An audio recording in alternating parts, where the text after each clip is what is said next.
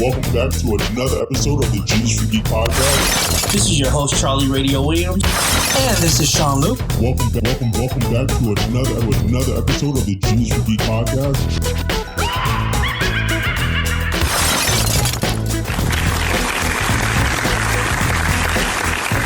What's this? Oh, there you go. Here, that's gonna be pretty loud. You never can say goodbye. No. Charles, no, we are not doing that. We are not women. Okay? We are not women. It's a Jackson 5. You never can say goodbye. Let's talk about Michael Jackson this epispisode. Ooh. How many kids do you think he... No. I don't bet you that one either. No? Nope. That is the icon of pop. Yeah. We are not doing nothing. Oh, see, then we have to talk about that because No. How do you say he's the icon of pop? And then, so there was a news reference that I was listening to, like I think NPR News, where they're Charles listens to NPR. Yeah, I do. I don't know. NPR. Whoa, How old are you? big man. All of a sudden, it's on special. You gonna tell us about the Wall Street Journal? It'd be on Google. I'd be like, "Hey, good morning, Google," and Google be like, "Hey, good morning, Charles."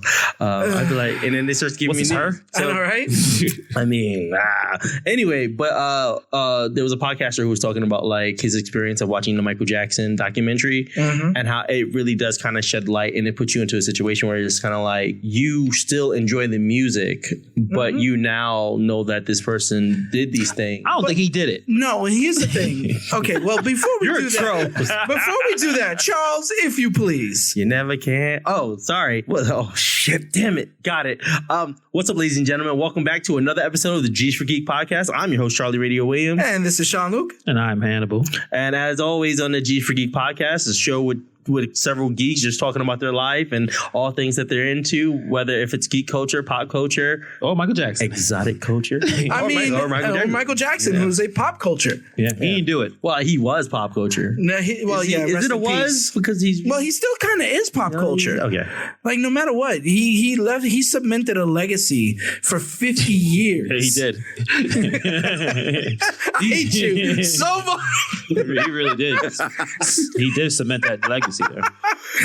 Okay, you got to understand, like, okay, for those who watched the Michael Jackson documentary, they put it in a certain light. They don't talk about the fact of what mental trauma can do to a person. They do talk about it. They go into it. I feel like they try to villainize Michael. Yeah.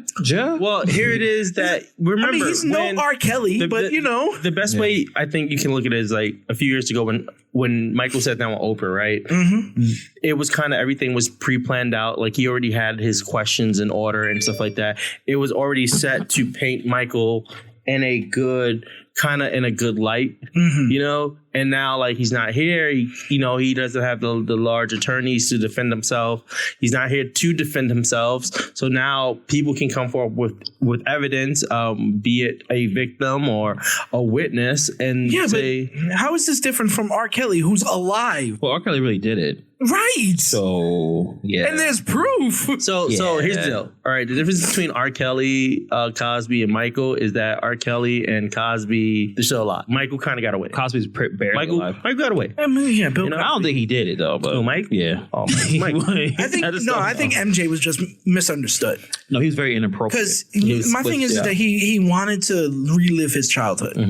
He really wanted to relive his childhood. He never really experienced a childhood like that. And being the fact that he had the money, right, and he had all this land and everything, he literally created an amusement park. Yeah. He created a zoo, if I'm not mistaken. Yeah, I think he had zoo animals. Well, is it the fact that is it more like he wanted to experience the childhood experience, but as an adult? Was he trying to give us all the message that, look, as adults, we're living life too serious? No, like if you want to go with that kind of, if you want to go with that kind of like mentality, he went with the Disney level Peter Pan, where it's like he never wanted to grow up because he never could. Like he felt like he already grew up. I wonder if Mike had like an imaginary Tinkerbell. Probably. I'm sure he did. Like that. Shut up. Like we all couldn't see her. She was on stage with them the whole time. Do you think, or is there like a character from like, I don't know, a comic book character that can be even related, not related, but something similar to Michael Jackson, being extremely wealthy, able, like, the ability to still want to be a child, but somewhat still just be a little off? I mean, well, like old Batman's character, villain villains seem to be off, obviously, but like I would say Baby Doll. If Shazam was Richie Rich, then yes. I would say more of like the Batman villain Baby Doll. Yeah, because Batman villain, that villain was a grown model, right? But her mentality was still that of a kid. So, and she never really grew out of that. Okay. Plus, she always had this ideology that she was ugly inside, even though she was like a model, right? And I feel like Michael Jackson felt that way in a certain aspects where it's like he felt like he could never grow up because he never knew how to grow up because all he did was follow in the footsteps and in the shadows of everybody that was around him. Yeah. Interesting. Interesting. Like, and his father was really a piece of crap. So, I mean, that is legitimate. Here on the Genius for Geek podcast, we break boundaries and we talk about pop stars. We were supposed to talk about the Mandalorian, Star Wars, or Harley Quinn. I thought right? No, we're not doing the Harley Quinn thing. We're past that. No, we need a female guest. That's what the CEO said. The CEO was like, "Hey, we got to talk about Harley Quinn." But the CEO has to understand. We have followers and subscribers. Cool, because we have this one follower. Excuse me. Twitter, mute that. Mute that. By the name Tippy Tat. Mute that. Asked a question to Twitter. Jesus, this is bad. I'm sorry. I'm going on record and saying, without a female perspective, we should not be in. We're not doing this from a female perspective. We're doing this from a guy perspective. Like, all right, I can still touch my feminine side and answer the question. I'm touching my feminine side. It's a female-related question. I'm touching my feminine side. Let's all touch it. Our females. Yeah, let's get in touch with our female side. Where is it? I feel like, just ladies and gentlemen, just know that I literally actively protested this. I have actively protested. That's cool. Leave the room then. That's right. Listen, we're on a boat. Where can I go? You're on a boat. We're on a boat. You can sink, right? Yeah. Act like you were Jack, and I let you go off that door. Damn, dude. Just act like that's dark, man. Just act like you're Jack, and I just in that boat. That door didn't float, right? Yeah. Right. Well, there was room on that boat. There was room on that boat for two people. Yeah. Who else? I think someone tested it. Like, because I feel like if you really think about it, I'm thinking about characters from DC, Marvel, and others that literally would emulate like a lot of the culture that goes on. Like it's something you said. Like, what would Michael Jackson really emulate into the culture? I mean, just think about like we was talking about the Joker last was it last episode, the episode before? Just the idea that it looks like the movie is doing so well because it's basically it's a look at society right now. The way Joker became. Well, and it's also a look at mental health. Cool. I'm glad we're talking about the Joker and mental health. Let's jump back to this question. I found it on Twitter. Timmy Cat asked, "Is it a good thing to be compared to Harley Quinn?" No. Well, it's interesting you say like compared in what way? Just like a physical aspect, because let's see, every Halloween, every cosplay event, there are many, many women dressing up as Harley Quinn, right? But that doesn't mean they're taking the mindset or her personality. So this is why I wanted a female perspective. Okay, because a female. I feel like you're classifying our gender. You didn't even ask us who we are. Yeah. Today. No. You didn't ask us who we are. You know today. what? No, don't even go there. Don't even go there. Now, the reason why I'm saying we have to ask a female's perspective is because.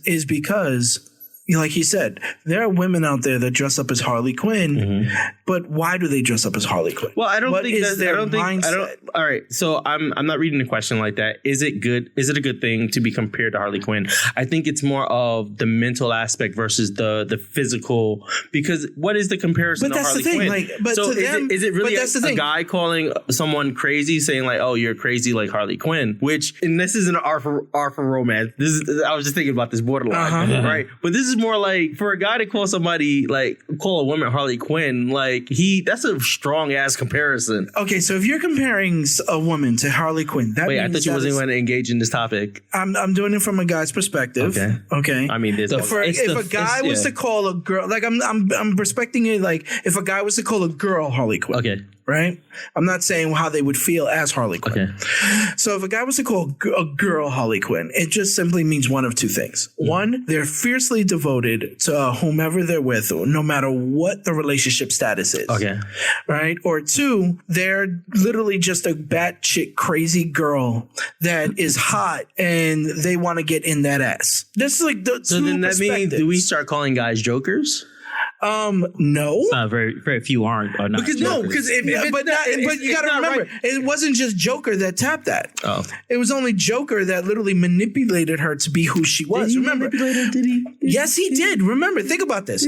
Her name is Dr. Harleen Quinzel, psychiatrist. Okay. She is a legitimate doctor. Got her degrees and everything. Okay. She went to school. She got her doctorate. And how do we not know? And the Joker broke her down within months. Wait. Maybe he didn't break it down. Maybe what happened was she had this pent up side in her. Right, she never explored her crazy side. She never explored her sexual side. She never explored her adventurous side. And what Joker presented to her was an answer to the internal sanity that she was dealing with by not embracing herself. No. See, now I'm going by the actual original origin story, but I'm going based off of this question. The one in Batman the animated series. I'm going based off of this question and comparing the idea of what Harley Quinn is to real life women. Yeah, but you got to understand the problem Did you here. just deep breath into the... No, okay. I thought of... did that come through? Yes, it did. Sorry. You and your dang beautifully expensive microphone. No, I thought what you said about who she was before, I guess Joker got to her. You sort of speak that it's not uncommon that inmates can get, correctional officers to do things for them. And it's like, is it the inmate able to manipulate, or is the correction officer just desire to do these type of things in the first place? So you got question. In the comics, do you remember as if he was threatening like her? Hold on. Okay. Let me stop you right there. No, I'm asking you. Harley Quinn is not a comic book character. She originated from Batman the Animated Series. You are correct. So that's why I'm saying I'm going with that origin. Okay. Right? That original origin where she was a psychiatrist and she was assigned to the Joker. And the Joker manipulated her emotions, if you will, by telling her the stories about, her childhood, whether it's true or not, because we don't know the Joker's stories are true or not, and the fact that he got abused, whatever the case may be, right? So through that manipulation and through that emotional tugging and strings, you understand, it comes to the point where he literally made Harley feel that he could relate to her like no one else, or she could relate to him like nobody else could, which I hate to say it, was very good on the Joker's part. It was very manipulative, and he knew it was manipulative. Right? Because let's face it, the only person he really cares about is himself and Batman. Okay. That man loves Batman. But then my question to you is, did at some point, because I've never followed Harley Quinn like that, even when she like broke into comics and she, they started doing like solo runs with her, or like they were doing runs with her and Poison Ivy. Right. From your recognition, if you did deep dive, do you remember at any time as to if like they started to going into like her personality? Also, Geektopians, if you're listening to this, because we also want to be engaged by you in this. If any of you out there are Harley Quinn comic book fans and you know of books that we should read that are origin based, well, yeah, I think that would be also help us out. Also, like, we really want a female's perspective on this. Like, I want to hear from a female about how would you feel if you like to be. When you say the word female, I think of you as a Ferengi. Can't you say woman? Female. You would like a woman's perspective? I want a female. You want a woman's perspective, Quark? Yes, I want a female. You keep saying female, and I want the gender based her and she, to answer the question. I feel like I want Deep Space Nine. Right? No, but I mean, like, just for that perspective, like anybody who equates as a lady. Okay. Right? I want to know their perspective. Okay. Because you want to be PC. That's perfectly fine. Then we should get Tiffy Tout on. I would not mind getting Tiffany on. I would not. Cool. So I'm gonna. You want me to call her right now? Yeah, I will call her right now. Can we get her on the switchboards? Let's see if we can. Will people be able to hear? Do we have an aux cable? We have something. We can work something out. I don't know how this is gonna work. This is gonna be the first episode that we have somebody who's not in the room on the show with us. Wow. No, it's not. It's not. It's really not. We've done this a lot. It's more of like, can we get her to be mixed in? He's gonna put her in speakerphone. I am interested. And I'm wondering, do most people who do, like, they put on the cosplay or whatever, like I said, women wearing the Harley Quinn stuff, do they need to know everything about the character? They, I mean, especially Halloween, it's pretty, mainstream. Everyone's wearing what's the most popular thing. Do they need to know?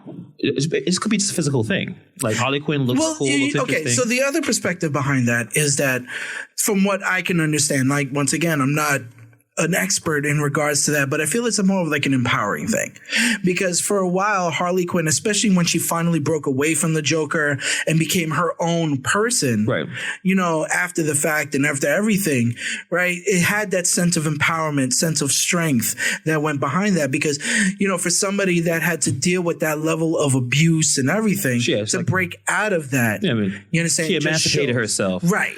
What do you think about the Birds of Prey movie? I don't know if he talked about it in detail. My thing is that I feel like the only reason Birds of Prey was good, but I also feel like adding Harley Quinn was just a last ditch effort so that they can drive in sales. Yeah. That's how I feel. Don't get me wrong. I love the character. I love Margot Robbie. She plays Harley Quinn so well. Right. But I feel like they felt like the movie wasn't enough. So they just had to add Harley to the mix. And that's the next DC release. Is that true? Or yeah, it's coming out in February, like the second weekend of February. I hope it's a good movie. Not necessarily it makes money, but I feel like it's a good, solid storytelling. I care about the rest of those characters as much as Harley Quinn. I also like the Black Mask character in general, like Roman Sionis, right? Him being that gangster and, you know, having that like just cutthroat perspective, you know, and it's just a regular guy, you know, like literally like owning the streets. Yeah. And I do have a selfish reason why, because I said in the 2020 predictions that DC is supposed to take at least a big step forward. So if this movie kind of comes at like a 5 out of 10, it kind of sucks. So hopefully it does pretty well. I hope so too. Shoot. Yeah. Did the call come through? No. It's fine. We'll get her next time. All right. I'm serious. Oh, okay. I'm very serious about this. But then we got to do calling guests and everything. Well, okay. All right. So while we get her on the phone, Hannibal, how have you been? I'm doing great. That's good. That's good. You look tired though. It's a long day, but I'm glad to talk to you guys. Yeah. It wakes me up a little bit. We missed you. Really? Yeah, because we do this like once a week. Like, we try. You guys don't hang out. Well, I sent invites. It's too cold. First of all, I saw your WrestleMania. No. Oh wait, Royal Rumble. Sean. You're my friend now. Thank you. Appreciate it. I saw your football invite. Football? Super Bowl. Yes. Okay. That's what it is. Thank you for saying you would come. So, I mean, you did not. No, I didn't say I was coming. I know. Oh, I'm sorry. I just had plans. It's all right. So I'm sorry. Sean, you coming? Maybe. Jeez, you guys suck. You know what it is? Is that I'm one of those people that if you send me an invite, if I'm not going, I'm not going to put tentative or not going. No, just like you can you know, I'm so stupid. I could have just said, yeah, we see each other once a week. You'd be like, hey, buddy, I'm not going to even make that. Got it. That's cool. We'll discuss that in the relationship show. That's coming real soon. Who don't tell you when they're doing something or, you know, whatever. Ladies and gentlemen, I think we have ourselves a call. All right. Do you want help? Wow. Wait, can I? Hey, Tiffy, this is you right now. We're recording an episode of the G's for Geek podcast. We saw your question on Twitter, and we decided to have a conversation with it about you were saying in your tweet. We decided to mention your tweet, and your tweet was, "Is it a good thing to be compared to Harley Quinn?" So we kind of just wanted a little bit more clarity of what you meant by that. Well, I mean, a few people keep comparing me to Harley Quinn. I get a Harley Quinn vibe from you. You remind me of Harley Quinn. But I'm like, okay, but in what sense? Because majority of those who say it, they know it by the movie. But, you know, that's it. I'm like, okay, but, you know, if you actually know Harley Quinn, I mean, there's different sides to her. So I'm just curious if it's a good or bad thing. Like, Oh no, it's completely a bad thing, like, because people are like, no, because you know, in a way, Harley Quinn is like an abuse victim that does crazy shit for the Joker, you know, and then she does more disturbing shit on her own, but you know. Told you. Wait, but we were saying the same exact thing here. I don't. No. See, I would. Okay, so this is the thing. We were talking about this, but I kept telling them I wanted a female's perspective on this because for you or any other woman to be compared to Harley Quinn, there's like different facets to that, right? So I wanted a female's perspective. Wait, but did I not say that? That it's a psychological. It's for a female to be called for a woman. I'm not a Ferengi. For a woman to be called Harley Quinn means that whoever is defining her is out of touch with like just like society and what it means to be a woman. But they're going by the Suicide Squad version of Harley Quinn. They're going by that, you know, and for a little bit they don't know about Harley Quinn. So it's people that seen the movie are saying that. And then I guess they're kind of familiar with the recent Harley Quinn. It's like, oh yeah, that's, da-da-da. Because it's also dumb bitches too. They're like, oh yeah, I'm Harley Quinn, yay. I'm like, no, bitch, so be proud of that. Like... Well, I think it's one thing to dress up as Harley Quinn and like either if you're cosplaying her to get into character or if you're doing it like for Halloween. But I think it's another thing to be called Harley Quinn because she's a serial killer as well. She's considered a sociopath as well. She is sociopath. She's a sociopath. Some of her killings are justified for, but the rest are not. But yeah. Yeah, like I was trying to explain, like this woman was a doctor. Like she was a psychiatrist. She's actually intelligent. And that's the worst part. So what you're saying is, wait. So killers are smart too, and then they just some shit went down and boom, they went crazy. Wait, Sean, question. Are you trying to say that if a guy calls a woman Harley Quinn, that he's not also referring to her as being like half sociopathic and also smart and intelligent? Actually, yeah. Is that what you're saying? Because isn't that like a, like girl. Like, yo, you are extremely intelligent, but you're one crazy ass bitch. All right. Whoa, we don't use the B word in the show. Unless I'm calling you a bitch. All right. Yeah. A wench. You crazy wench. Wench. Okay. I like that one. Giving it PC for the kids that might be listening. What kids? 18 and up. Yeah, what kids? What kids? Exactly. All right. Well, thank you so much, Tiffy, for being on the show. Thank you for following us. You're our first phone guest. All right, I'll talk to you later, okay? Peace. See, are you satisfied now? You got to have a woman on the show talk about it. Well, I do appreciate the face coming through. Thank you. Appreciate it. No one else was going to. I have no females. Shawls. You're married. Oh yeah. Yeah. And doesn't he have a female co-host? Actually, she wants to come. She wanted to come today, but I was like, "Ooh, Carla D wanted to come." Yeah, she wanted to come. Oh man, I love having Carla D on the show. Why, you guys could annoy each other? I don't know. I just like having Carla D on the show. I like Carla D. Yeah, I'm not touching any of that. Carla D and Hannibal King. I like it. I like it. That's the podcast that I want to do with y'all. Carla D and Hannibal King. Well, it has a good name to it. If the terms are correct, maybe. Okay, it has a good name in it. Yeah. What's the terms? Can we talk about money? Money? Money. You do a podcast with this for money? Oh yeah, only for money. Oh, okay. Hopefully this stuff starts monetizing. Okay. Wow. Yeah. All right. Can you feel the love? So what's up next on the agenda here? Next on the agenda. Do you know what time it is? What time is it? All right, can we do a quick 5-minute review of the damn show? Of Mandalorian? Oh, yeah, Mandalorian. Go all over the place. We've been trying to get this shit out for like... shoot the shit show. We've been trying to get this shit out for like 3 episodes. So let's do a quick 5 minutes of we've been trying to... Ladies and gentlemen, we've been trying to talk about Mandalorian since our 2020, let's go forward. First of all, I just want to put it out there that it was me. It's all about me. And coming to the table to be like, yo, guys, you guys need to watch The Mandalorian. I've been saying it since it aired on Disney Plus. I've been saying it, but when I got Disney Plus before you guys, been saying it since 2019. Word. And now in 2020, I am the number one person in this room that is gun-ho about The Mandalorian. And I am sad that you guys are just showing up to the show. You know what? Well, that's why you're the leader. We just follow your lead. Oh, wait. Are we really going with this BS? Well, keep him going. I got to keep him going. Yeah, but like, come on now. First of all, this one over here was talking about the fact that, and it's on air. First of all, right? It's literally on air that he was not going to watch the show because it's too mainstream. I don't know what you're talking about. And this one over here has a name, all right?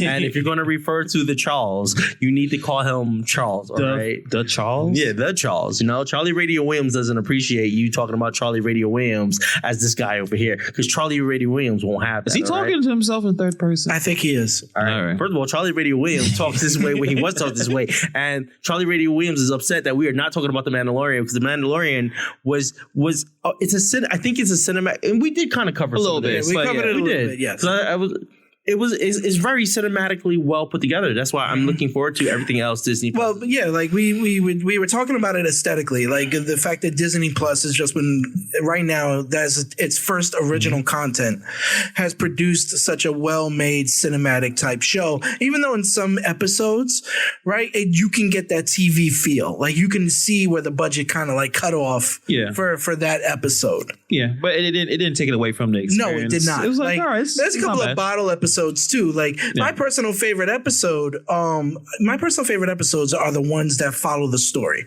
Don't get me wrong, I kind of like the side stories that come into play. Yeah, right, like the one with Bill Burr and those. Well, I really like that story because I felt like that. I don't feel like that's really all right. I get it. There's the Yoda story, there's the Baby Yoda story, and then there's the Mandalorian story.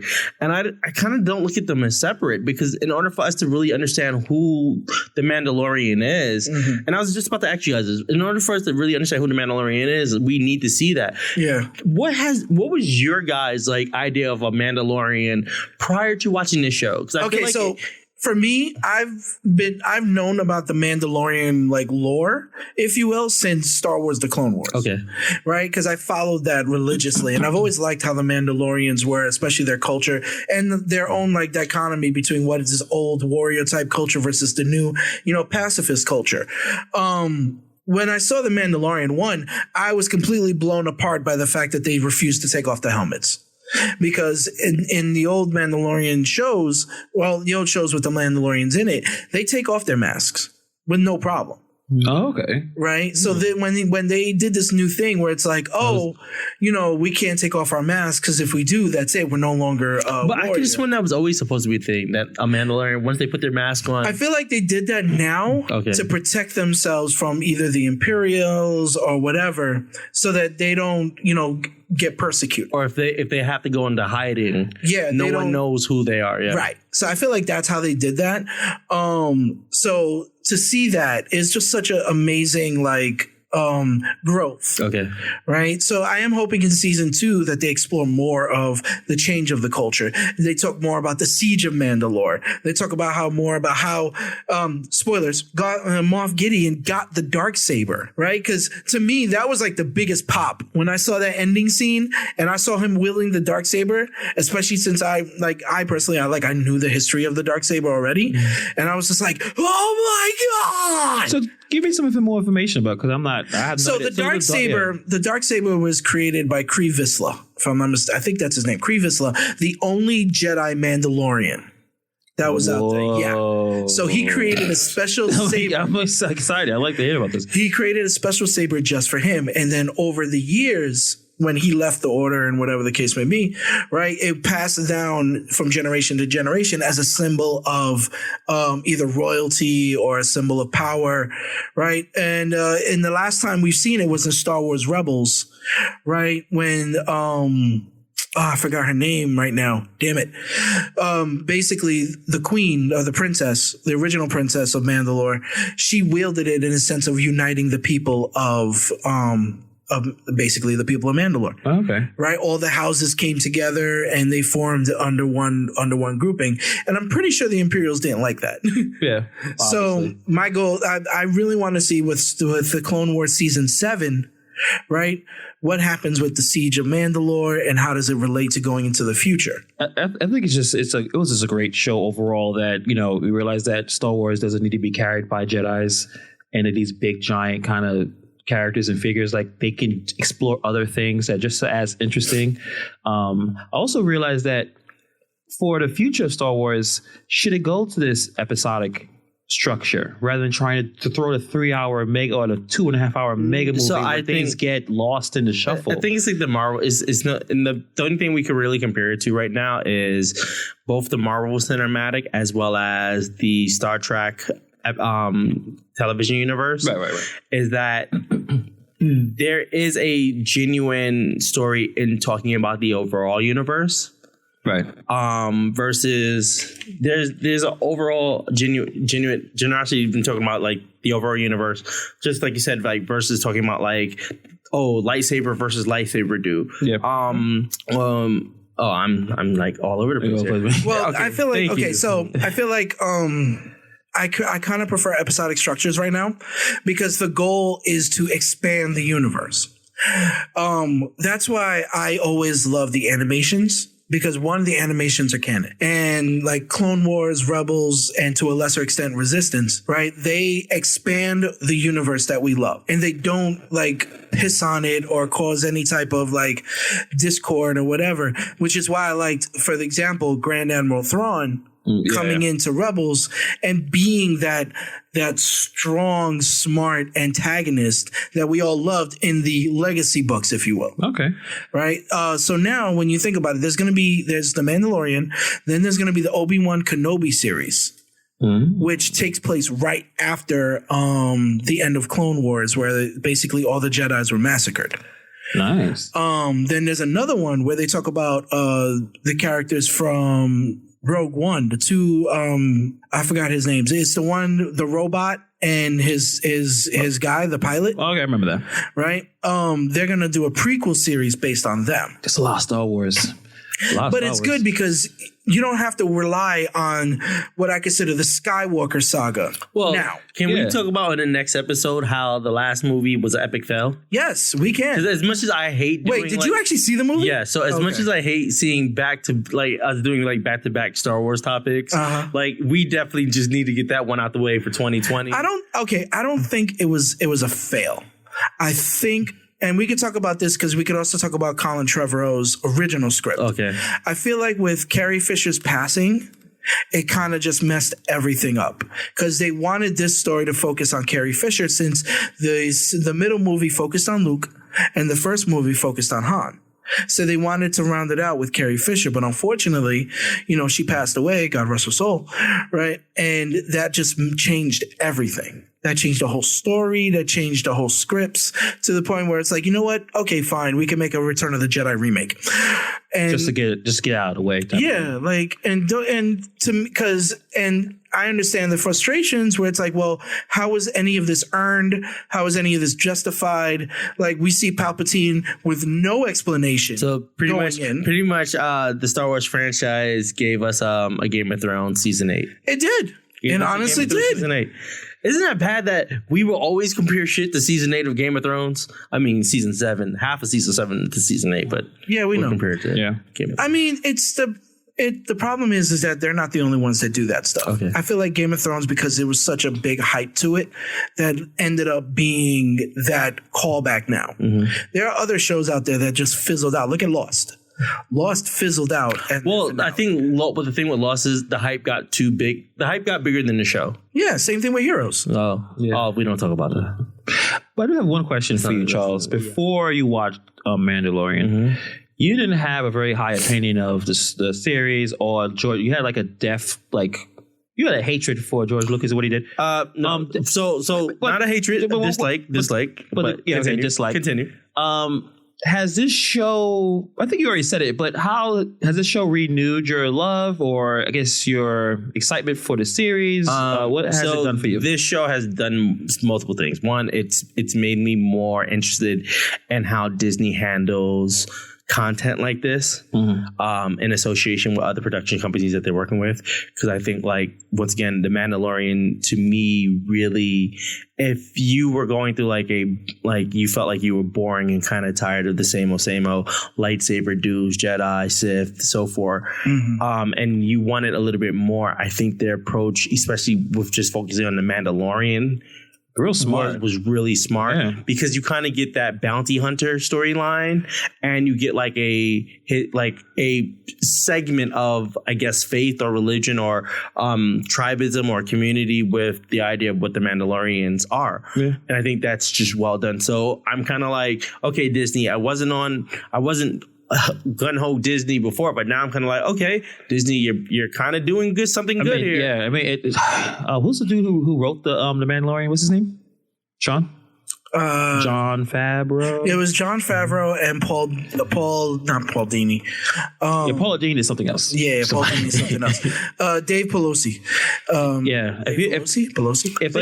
The other thing is, I think that what's good is that you're clearly seeing a studio that's actually going based off of source material And I keep saying, and no, I keep shitting on DC.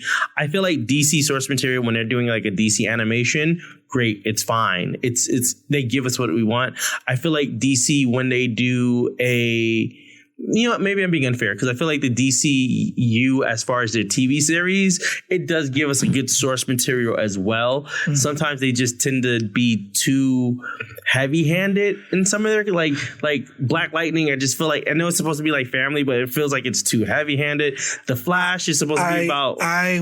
Next week, I do want to talk about, because I want to counter your arguments. Okay. I do agree with you in some cases, especially with Supergirl. However... we do have to talk about DC's continuity. Okay. And the fact that DC has done something that Marvel, I'm afraid, cannot do. Oh, as far as like television cinema? Yes. You know, I will agree with you. Yeah, we can talk about this next week because I will agree with you wholeheartedly. And I watched the Crisis on Infinite Earths, and holy shiz. And they even brought in Flash from... they brought Ezra Miller. From the movies. So we could definitely talk about that next week because I want to dive deeper into, what makes TV so appealing. But here's the only thing that might not be fair about that conversation. I will put a pin in this now. Once again, just like how we were talking about Disney and The Mandalorian, now that Marvel is pushing out TV shows under their network, under the Disney Plus streaming service, will we now see the same run that we're getting with the DCU universe? Okay, and let's talk about it next week. We can talk about it next week. I know you're excited. But my quick answer to that is no, because the difference between DC and Marvel is that DC still owns all their properties. Marvel is still trying to acquire all of theirs. Okay. So with that being said, we talked about a lot of stuff in this episode. Yeah, we went 3 different routes today. All over the place. Starting with Michael Jackson. That was weird, right? He didn't do it. Stop it. All right, they can stop that. I'm sorry. Yeah. All right, so ladies and gentlemen. You know what was a travesty? That Michael Jackson movie. Wait, what? Moonwalker? No. The one that was his biopic. Oh, I thought you said Moonwalker was a... Get the hell out of here. Moonwalker is one of the greatest. My man. Oh. The ones that Michael Jackson starred in are fine. I'm talking about the one that did his biopic with that rapper dude. And you was about to get murked like our guest that we don't have one no more because he's no longer with us. What's his name? Yeah, whatever. Keep going. Keep going. Jet. Oh, okay. With that being said, ladies and gentlemen, like as always, we want to know your feedback, what you think of our episodes. Definitely, hit us up on Twitter, Instagram, our Facebook page. Check out sketchfeststudios.com. I'm Charlie Radio Williams. This is Sean Luke. And this is Hannibal. And as always, we are out of here.